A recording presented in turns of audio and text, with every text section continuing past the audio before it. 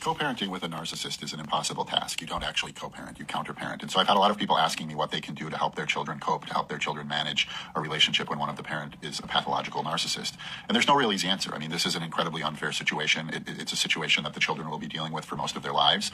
And so I think the way to answer it is to kind of describe what's happening to the child, right? When you have a pathologically narcissistic parent, the system of abuse, its sum total is the abuse on the child's sense of self, the child's relationship with their self, right? The child's ability to be in safe relationships. When your parent is a pathological narcissist, you grow up in an incredibly dangerous relationship in your primary relationships, one that conditions the child to see relationships as spaces of surrender, that the child will develop immense amounts of shame simply around existing, simply around having needs, simply around having like emotions. The narcissist is triggered by having to kind of deal with other people's needs. The true narcissist is triggered by having to deal with other people's emotions. And so if you're trying to protect your child or you're trying to create a space for your child, you have to understand that that space has to be a place where the child can feel, where the child can be themselves, where you're bringing out the child's authentic self because the other parent is attempting to kill it. Right? That's what narcissistic abuse is, the attempted murder of the sense of self. Right? Narcissists are interpersonal colonizers.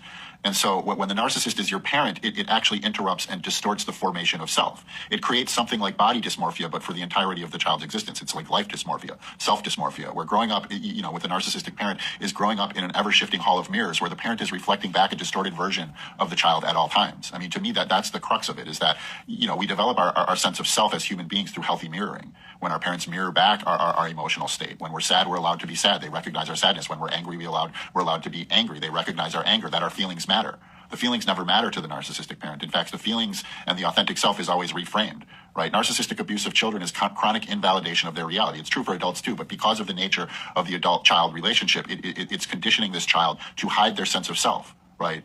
Authentic displays of self become unsafe. And they fear disconnection, right? If we look at shame as fear of disconnection, the child will feel shameful for anything that they feel will disconnect them from their parent. Well, everything disconnects them from the narcissistic parent. The narcissistic parent fundamentally cannot connect to the child, but the child won't recognize that, right? And so the question becomes, do we tell the child what they're dealing with? I mean, the reality is the child will have to figure a lot of this out on their own.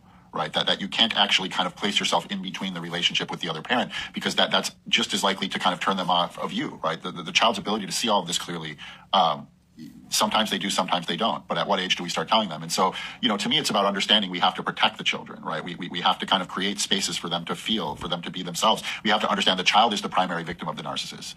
A lot of times it's such a difficult thing managing a relationship with a narcissist as an adult, right? That we get lost in our own victimhood and we start to see the narcissist in the children. Well, of course, the child will take on qualities of their parents. They're being told by culture, trust your parents, do what your parents tell you, right? And so the child will develop kind of some form of oppositional defiance, most likely, because if your parent is always reflecting back a distorted version of you, that opposition, that defiance to their distortions is actually a lifeline. It's a survival mechanism. And so understanding this is going to be a difficult route in a lot of ways, and doing the thing the narcissistic parent can't, subjugating your own needs, your own emotions for the good of your child. That is something the narcissist can't do, and it's unfair, but it's something the other parent has to do. It's crucial. It can't become a situation where the child is the battlefield and all of the kind of negative energy flowing from one parent to another is channeled through the child. That will destroy the child. And so it's all about understanding what's being taken from the child, and that's their ability to be an authentic, thinking, feeling human being. Right? The authentic self is like a whack-a-mole to a narcissistic parent. Every time something pops up that's outside of the narcissist's distorted reality, they reframe, they invalidate, right? And over time, that creates this dysmorphic understanding of self, this dysmorphic understanding of life in the child, and that's what we're combating. So that guy was onto something. I often don't talk about my children because I need to protect them. And I do realize that they're my number one priority. They always will be. I know I need to become the safe haven for my children because their father is the worst malignant narc to ever walk this earth, and I'm not exaggerating. Listening to this gentleman, it comes clear that I need to be the one healthy parent, the one good parent who allows their children to be who they are without judgment, and allowing these young men to express their emotions and let them have their needs without punishing them like my ex would often, and validate their feelings, including mine, but we're talking about the children in this case. I need to validate them even under these circumstances, and I can't fix it. I can't fix who their father is. And I can't just say your other parent is wrong, he has a mental illness, there's something wrong with him. That sounds confusing to the kid. And so what do? need to start building from the inside out. I need to build that trust with them. And I'm not going to elaborate to them about what's wrong with their father. They can see it.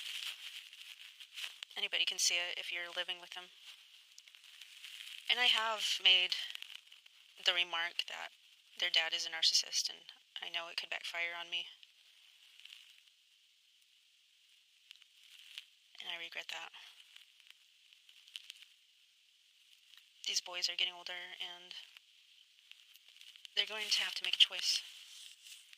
I often would tell them, he's still going to be your dad no matter what, and it's up to you if you want to develop a relationship with him or not. I don't want either of my boys to feel like they're half defective.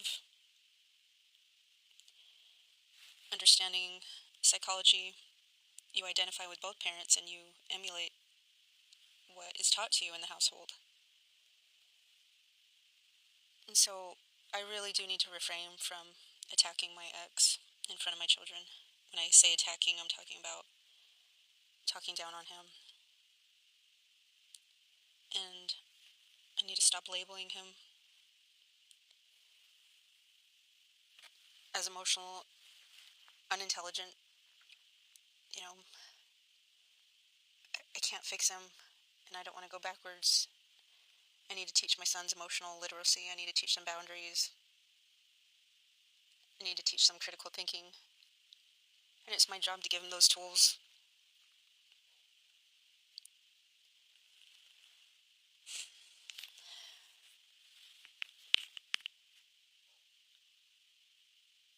I know my job is going to be a lot harder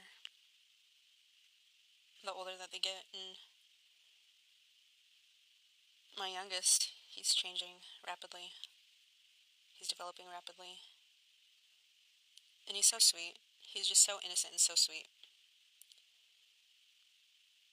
And at the same time, he's vulnerable, and I don't want his dad to beat him down.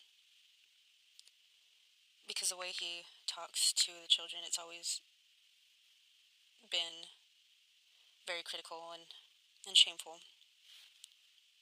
I can't express how different our parenting was when we tried to parent, and his was always trying to demean the children for having emotions, and that was really unfair to both of the kids.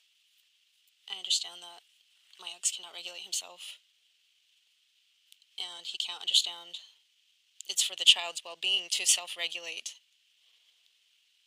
and to be there for the kids and offer them reassurance that their emotions are valid. He could never do that. He can't even do it for himself, so how can we expect him to be there for the kids?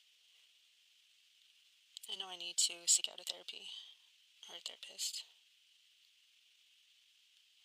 And I'm really trying to protect my children's authentic self. I mean, I need to teach these kids connection. You know, you are okay to be yourself. You are loved. Your inner world makes complete sense. It's not nonsense. You know, I know your dad mocked you. And see, that's, again, I need to learn how to keep those kind of comments within myself. I would never say that out loud to my kid. I just know what I saw. I need to preserve what's important to these kids, and I know that they're going to figure it out eventually. I just need to be consistent and the safety net, and I know I can't control what happens in the other household with my ex. I can only listen to my kids, and I can only control whether or not my place is a safe place, and it will be.